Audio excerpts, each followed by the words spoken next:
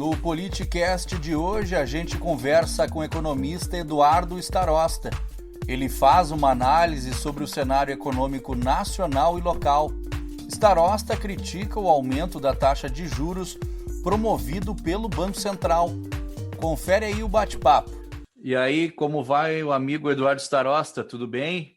Agora te vendo aqui com todo o sucesso que você está fazendo, meu amigo Ayrton. Muito bem. Parabéns pela iniciativa, pelo teu trabalho aí.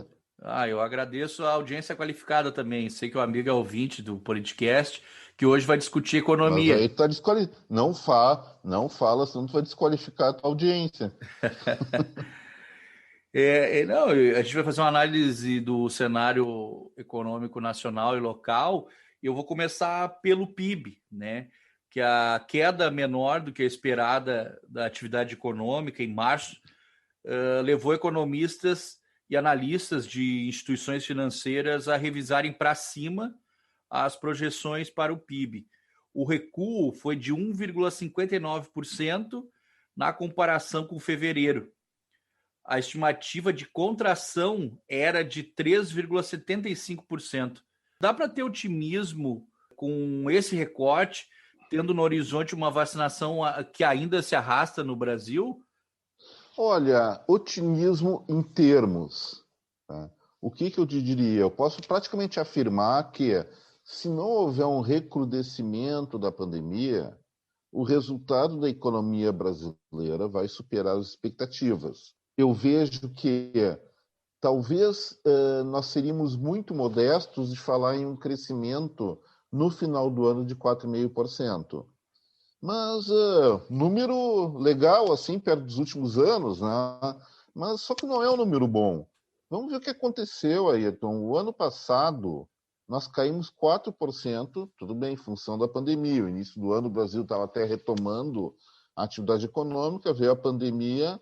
Acredito que, por políticas sanitárias, talvez exageradas, e no exagero veio equívoco, nós tivemos um desempenho que poderia ter sido melhor, mas nós não podemos esquecer que o Brasil vem patinando já há muito tempo em termos econômicos. Nós deveríamos, nesse século, estar com um PIB nacional pelo menos 30% maior do que nós temos hoje. Por que isso? Porque o Brasil insiste em cometer erros no campo econômico. Agora nós tivemos a pandemia, mas vamos ver o seguinte, 2014, o Brasil cresceu 0,5%, foi uma expansão pífia, e de lá para cá, a economia brasileira caiu quase 5%.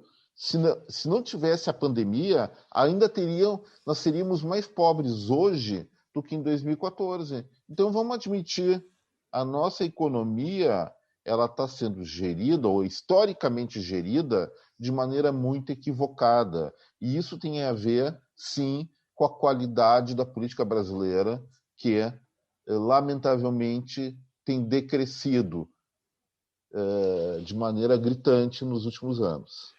A gente tem esse cenário de aumento de inflação, desemprego, dólar alto e agora mais recente alta de juros.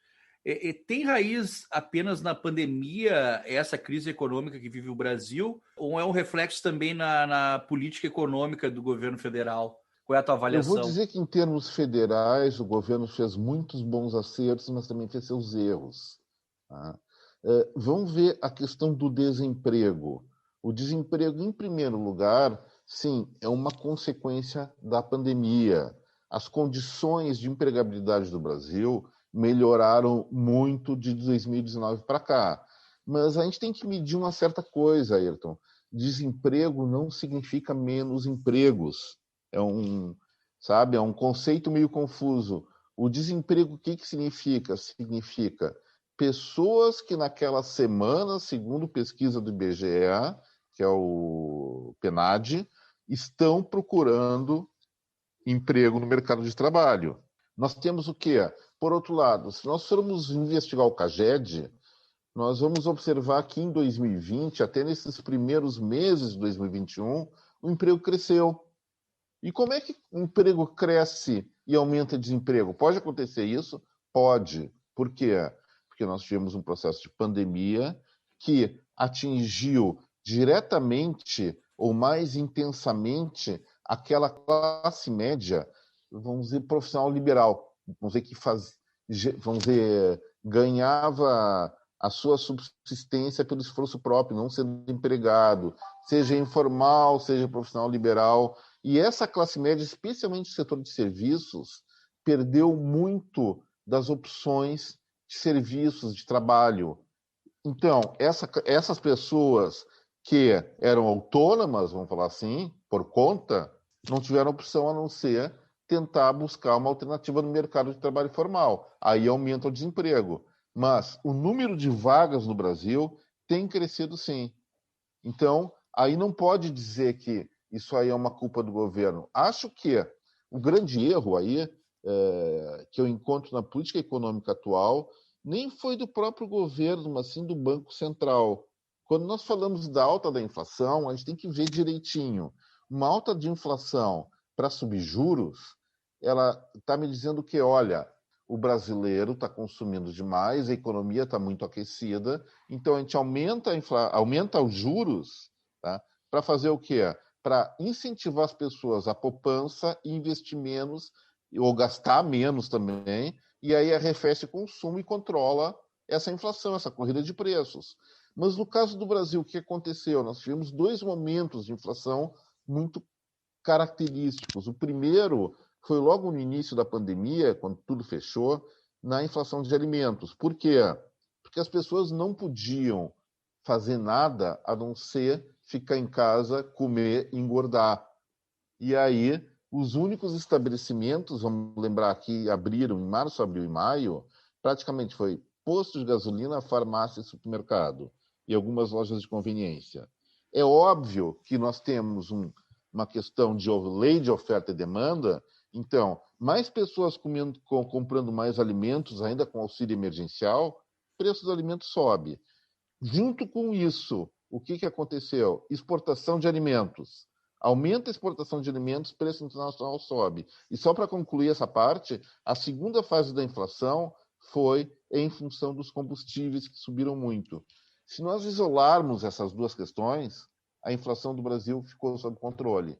Então, para mim, sob este ponto de vista, foi equívoco do Banco Central ter aumentado os juros. Para mim, é esse o erro. Tu falaste na questão das exportações de alimentos, né, que pressionam os preços aqui no mercado interno, né? Sim.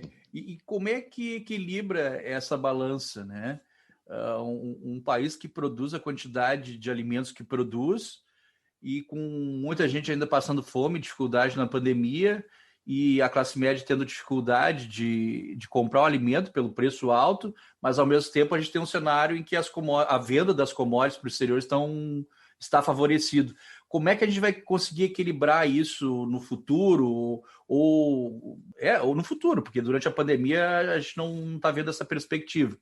Olha, para mim, a alta de alimentos, sim, teve a questão da alta das commodities do mercado internacional. É lógico que a decisão individual ela não se relaciona a decisões coletivas, então o agricultor vai vender para quem lhe paga melhor, lógica de mercado, não dá para culpar ele, também não dá para inocentar, é assim que funciona o mercado. Mas o que nós estamos vendo? Sempre, tá? Quando um preço sobe acima do esperado, ou seja, tem uma inflação desse preço, que não é por emissão de dinheiro, ou seja, o alimento que subiu, o próximo ciclo já aumenta a oferta desses alimentos. O que nós estamos observando agora? Que o Brasil está importando mais fertilizantes e investindo mais em correção de solo do que nos anos anteriores.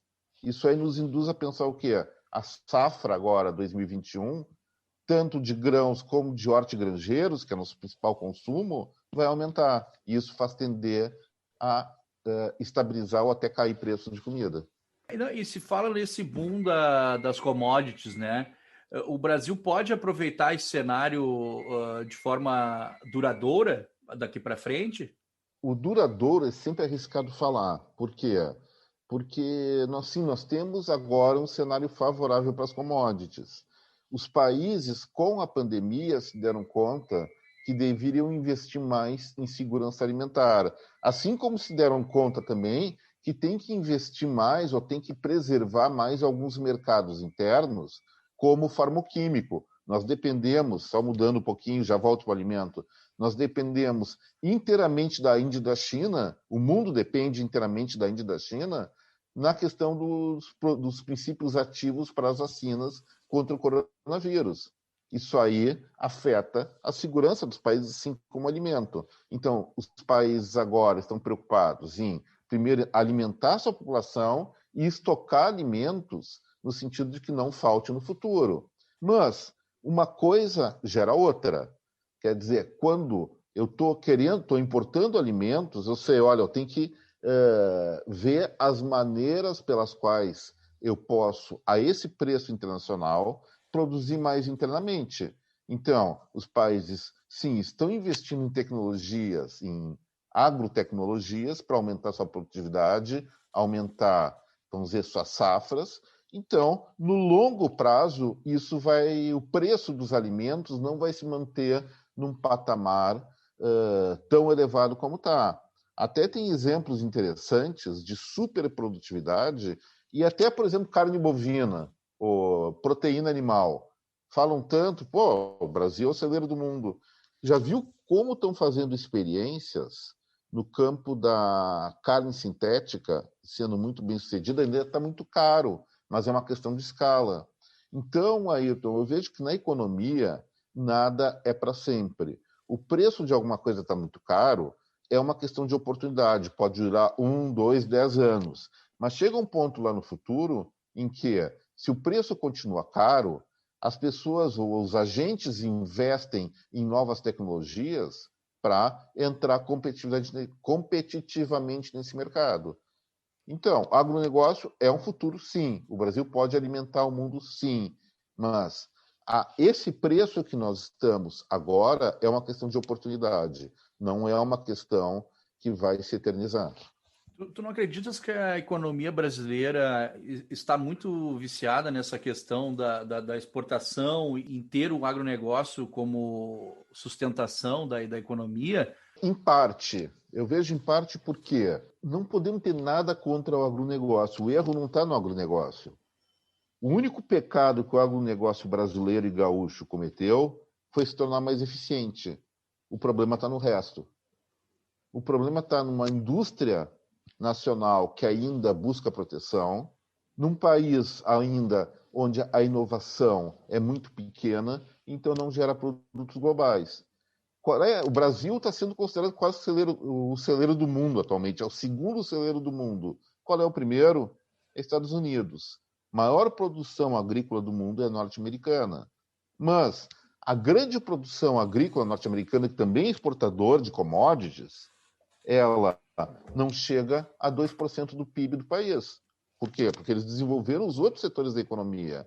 E aqui nós temos uma burocracia tão grande, uma carga fiscal tão maluca, enfim, tantos entraves contra o desenvolvimento, tá, dos empreendimentos, que fica difícil fazer qualquer coisa, além de uma educação, especialmente tecnológica, muito defasada. E nós temos um sério problema pela frente a desbravar.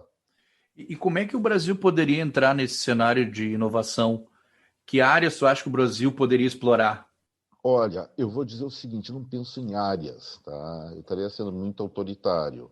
E não vou pensar nem em política de esquerda, nem em política de direita. Eu vejo que, em primeiro lugar, é preciso inovar no sentido de criar produtos que o mundo queira consumir e que nós sejamos mais eficientes. Então, uma resposta, por exemplo, lá na década passada, ninguém imaginava que ia surgir um brinquedinho, acho que início dessa década, chamado Pokémon Go. Conheceu? Sim, sim, isso foi uma febre, né? Celular. Uma febre. Tá? Foi da Nintendo, se não me engano, que lançou isso aí. E a Nintendo era uma empresa que não estava muito bem no Japão. Tá? Simplesmente o fato de eles terem inovado num videogame interativo por celular fez com que Tá? Se a Nintendo estivesse aqui no Rio Grande do Sul, naquele ano, o PIB gaúcho ia subir mais de 12%. Para te ver como inovação não tem regra, não tem foco. Inovar, é criar alguma coisa que entre dentro do desejo do ser humano e o ser humano cria aquela necessidade de querer consumir. É essa a regra. Não focar Não, simplesmente numa área. por exemplo, uma inovação na Austrália, que foi legal essa aí. Vamos falar, é bem mais simples. Um empresário lá simplesmente identificou que as pessoas, quando iam uma lanchonete, uma lancheria, ficavam em dúvida entre comer hambúrguer ou cachorro-quente. Sabe o que ele fez? Um pão redondo no centro, com a abertura botando uma salsicha. Ele criou hambúrguer cachorro-quente, com os dois ao mesmo tempo. Ganhou bilhões. Isso é uma inovação das mais simples, feita só literalmente com farinha e fermento. Mas então, esse aspecto gastronômico brasileiro é bastante inovador e criativo, né? É criativo, mas não para criar produtos globais. Mas aí não consegue se inserir globalmente. Esse seria o passo adiante. É o passo adiante. Aí tem que ter um planejamento de internacionalização. Mas antes de tudo tem que ter o quê? Tem que ter gente que pense com responsabilidade a inovação. Não é gente que pense politicamente a inovação. Agora falar em inovação tá bonito. Virou tipo jargão, como tantos jargões outros que acabaram destruindo boas ideias no Brasil e até no mundo. O que eu diria? Eu diria que nós temos uma prioridade nacional, aí eu acho que pode ser uma função de Estado, em vez de ficar investindo em velharias, como Petrobras, que daqui a pouco vai acabar, petróleo. Algumas semanas atrás, a China fez uma experiência bem sucedida com a fusão nuclear, que é uma fonte energética inesgotável, põe em xeque as fontes energéticas anteriores. Então, em vez de ficar investindo em velharias como Petrobras e outras coisas, poxa, cria um programa interessante de desenvolvimento de laboratórios, de ciência pura, ciência aplicada, e essa aplicação se use no desenvolvimento de novos produtos. E o Estado brasileiro, sim, ele pode participar disso, até pode ser acionista disso e conseguir lucro para a sociedade com isso. Eu queria retomar a questão do coronavírus. Diante desse cenário da crise sanitária, o Chile é um exemplo a ser seguido. Eles já estão com uma expectativa de que lá em junho, 80% da população esteja vacinada. Como é que tu enxerga essa questão, o vizinho da América Latina já com a vacinação avançada? Eu acho que parabéns para o Chile, mas não dá para comparar Chile com o Brasil.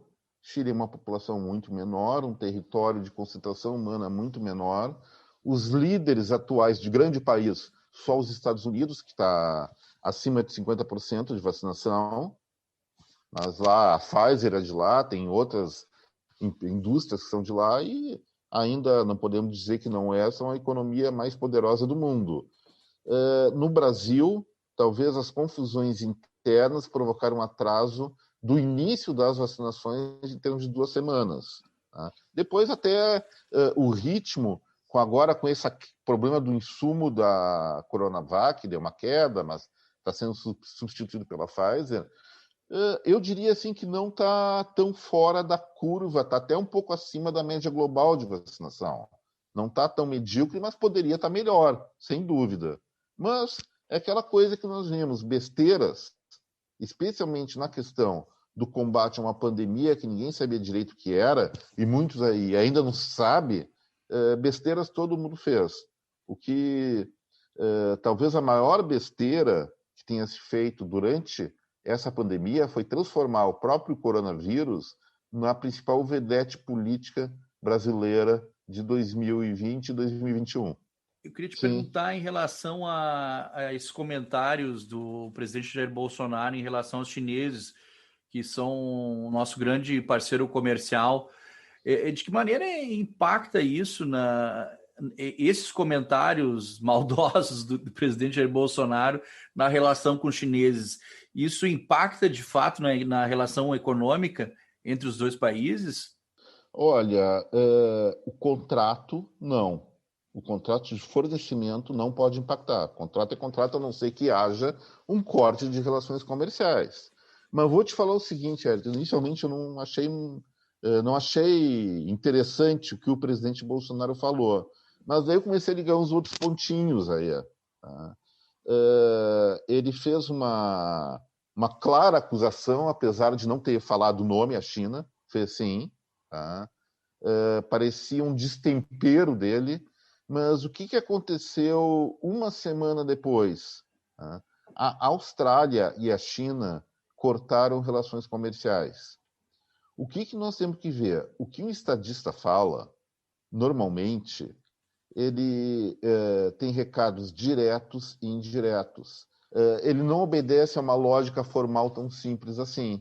Se o presidente Bolsonaro está articulado, se eu falo em Austrália, eu estou falando o quê?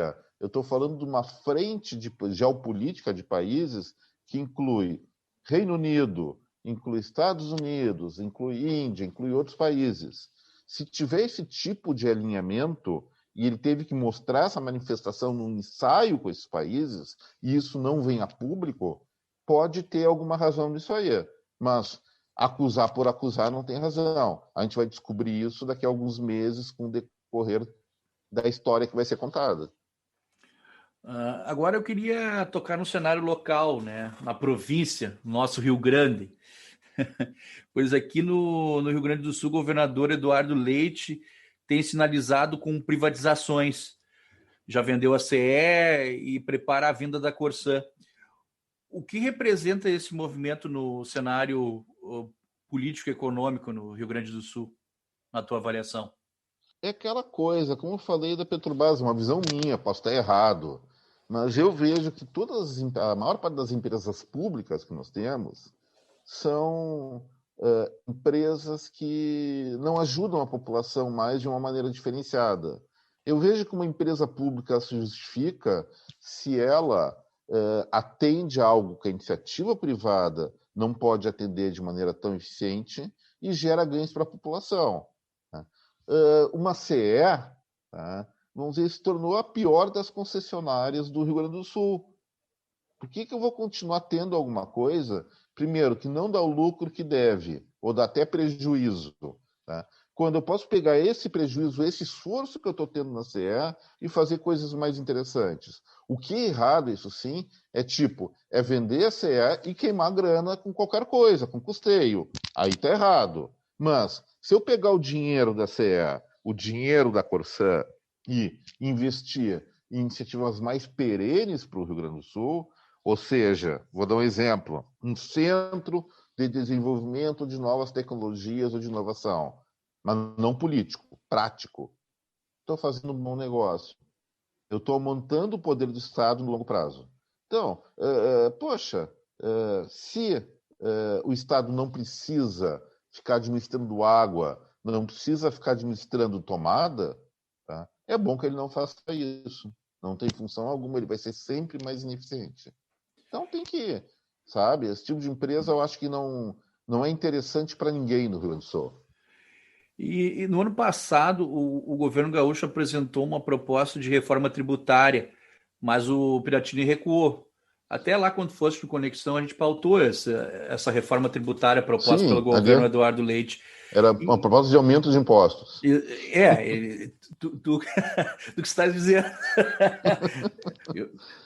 Eu posso afirmar isso. Pode A proposta, afirmar. até depois, as próprias lideranças do governo admitiram, não, nós temos que aumentar impostos porque a dívida está muito grande. Então eu te pergunto, agora nesse cenário, há espaço para discutir uma reforma tributária no Estado?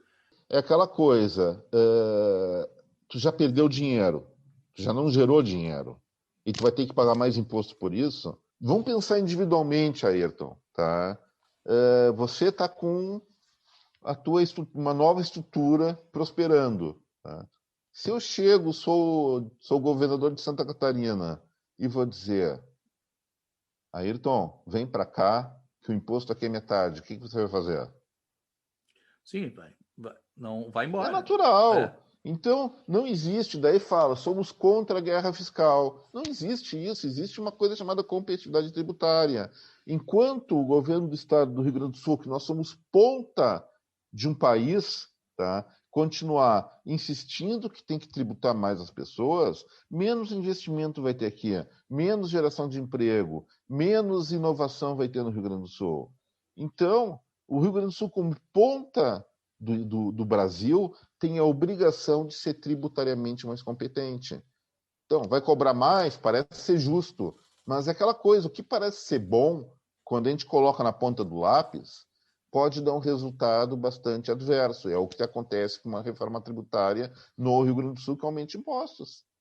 Eduardo Starosta, eu queria muito agradecer a entrevista aqui no Politicast, que hoje falou de economia, mas tudo é política, né? Tudo que nos cerca é tudo política. É política. E eu vou dizer o seguinte, então posso dar um último recado sobre política? Pode, claro. Observando, tá? Quem é o pessoal que é adepto do Bolsonaro me chama de esquerda. A esquerda me chama de bolsominion, que fala. Tá? Eu tenho o privilégio de não ter obrigação filosófica ou moral com nenhum desses lados. Para mim, esses dois lados, eles atualmente são farinha do mesmo saco. Eles usam o mesmo discurso invertido para falar, para tentar derrubar um ao outro. Tá? O que nós vivemos, aí tentando explicar um pouco, acho, o fenômeno político brasileiro atual, tá?